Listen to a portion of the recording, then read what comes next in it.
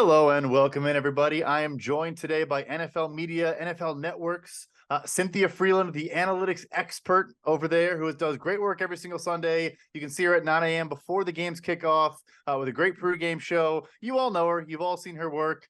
She does phenomenal work, and we wanted to bring her in today and talk about the NFL trade deadline. A little bit quiet, but we got some excitement at the deadline. The first thing I wanted to ask you was, what was your favorite move of the day today? From either perspective, either move, what did you like most about today?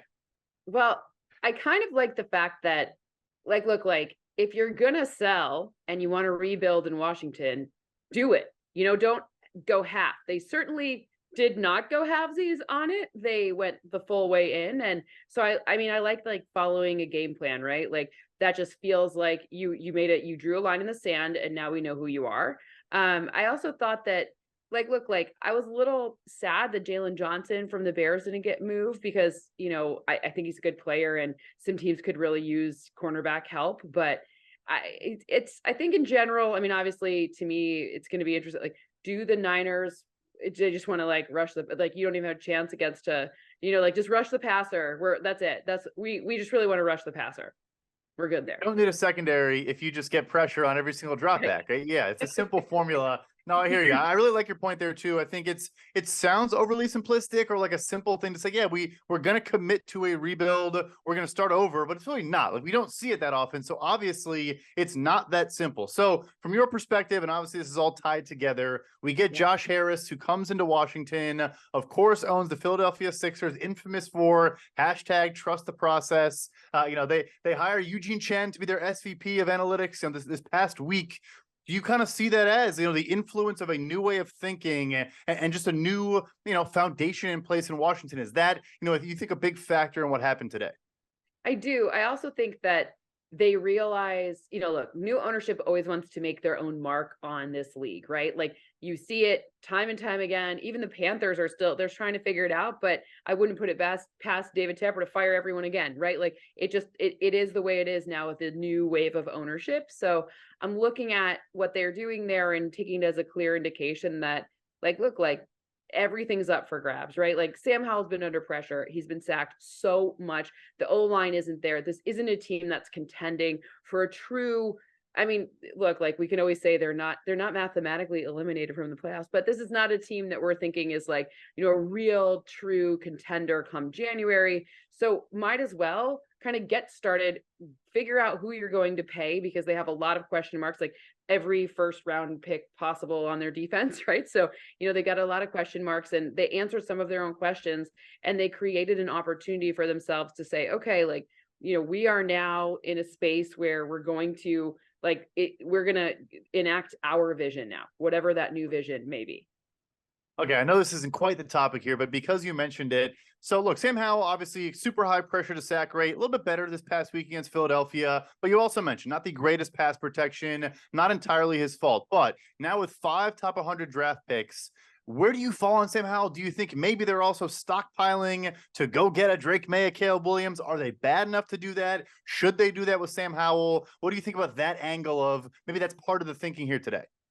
I think they're creating options for themselves. I do believe that, and look, I love Ron Rivera and I'm not calling for anyone's job, but I do think that there is this formula where when you get a new owner and you see this turning of the tide that potentially, and again, I'm not calling for his job. I in no way want that, but it is possible that they just say, okay, we're doing a lot of new things, clean slate, bringing in just a new way of thinking. And oftentimes it's best when that new regime is allowed to pick their own quarterback because you don't really want to saddle your new regime with an old opportunity. But in Sam Howell's defense, this could be a good reset for him too. So I think they're just creating a ton of options. Now you have Sam he's not playing poorly. He's not an upper echelon guy that you're going to potentially build an entire franchise around. I don't think.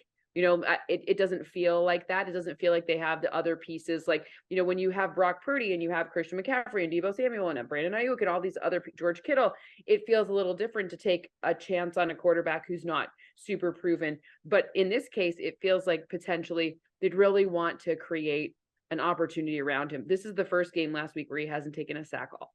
all year, and it's week 9. So thank goodness for him not having like any injuries, but this could be an opportunity for like everyone to get better. It's just flexibility is the name of the game. Now they can go all over the chessboard. When you're doing your big board come up, it's going to make a big problem on that. I love the new draft simulator, by the way. So it's going to be a big problem when, I mean, Washington's fans will be like, what do we want? Anything? Okay, fine. Like, good luck with the simulator for that. It's going to like overheat.